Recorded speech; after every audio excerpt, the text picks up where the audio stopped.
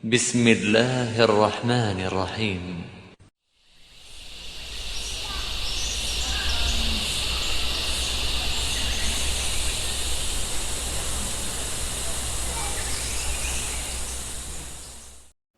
Bismillahirrohmanirrohim.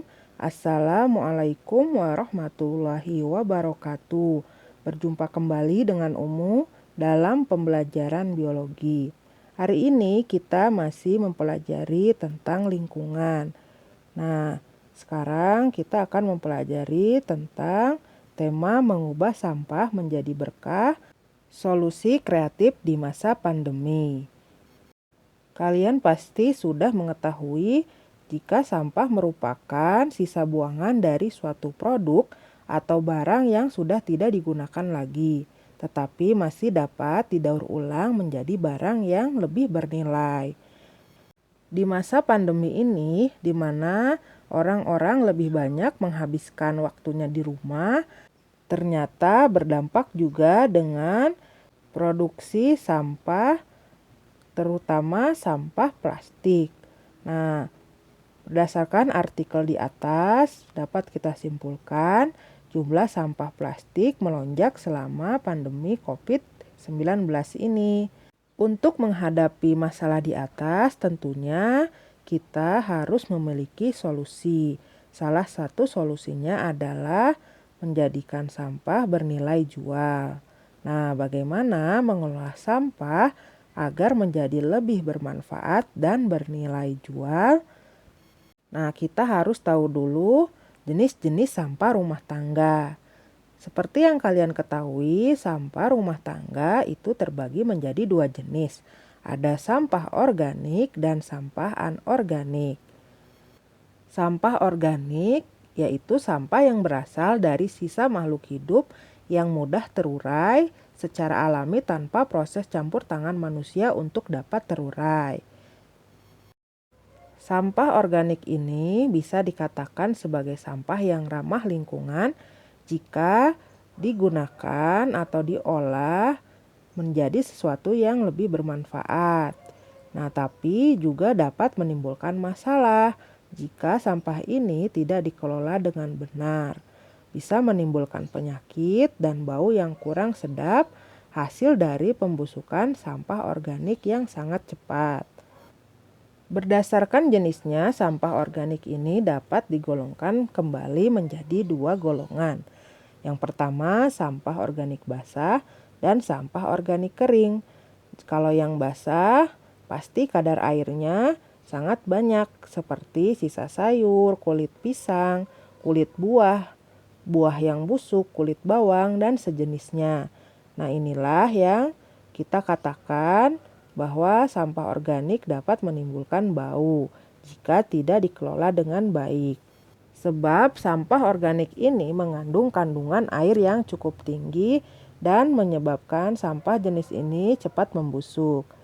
Yang kedua, sampah organik kering. Tentunya memiliki sedikit kandungan air. Misalnya kayu, ranting pohon, daun, daunan yang kering. Kebanyakan sampah organik ini sulit diolah kembali dan seringnya dibakar untuk dimusnahkan. Nah, ini contoh sampah organik basah. Kemudian ini daun-daunan merupakan contoh sampah organik kering. Kemudian sampah anorganik. Sampah yang sudah tidak dipakai lagi dan sulit terurai. Sampah anorganik yang tertimbun di dalam tanah dapat menyebabkan pencemaran tanah karena sampah anorganik tergolong zat yang sulit terurai dan sampah itu akan tertimbun dalam tanah dalam waktu yang sangat lama. Inilah yang menyebabkan kerusakan tanah. Nah, contohnya seperti kaleng-kaleng bekas, botol-botol plastik bekas ataupun botol kaca bekas, dan kardus. Dan masih banyak contoh sampah anorganik yang lainnya ya. Sampah anorganik ini sulit terurai, tetapi kita dapat memanfaatkannya kembali. Jangan sampai dibiarkan begitu saja. Pemanfaatan sampah organik. Sampah organik memiliki banyak manfaat. Ini bisa menjadi sumber pemasukan bila diolah dengan cara yang tepat dan dimanfaatkan. Bahkan dapat meminimalisir banyak sampah di tempat pembuangan akhir. Sampah organik dapat dimanfaatkan untuk kompos atau pupuk organik. Kita bisa memanfaatkan sisa cucian air beras ataupun sisa sampah-sampah basah untuk dijadikan pupuk cair ataupun kompos. Nah, ini contoh pupuk cair yang Umu buat di rumah. Kemudian untuk tambahan pakan ternak. Nah, ini proses pengolahan sampah menjadi pakan ternak ya. Terakhir, sampah organik dapat diubah menjadi biogas dan listrik seperti yang ada di sekolah kita Al-Amanah.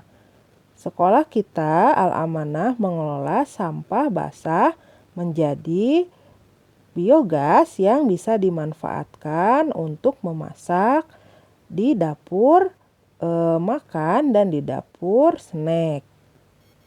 Alhamdulillah, sekolah kita sudah memiliki 2 unit pengelolaan sampah basah menjadi biogas.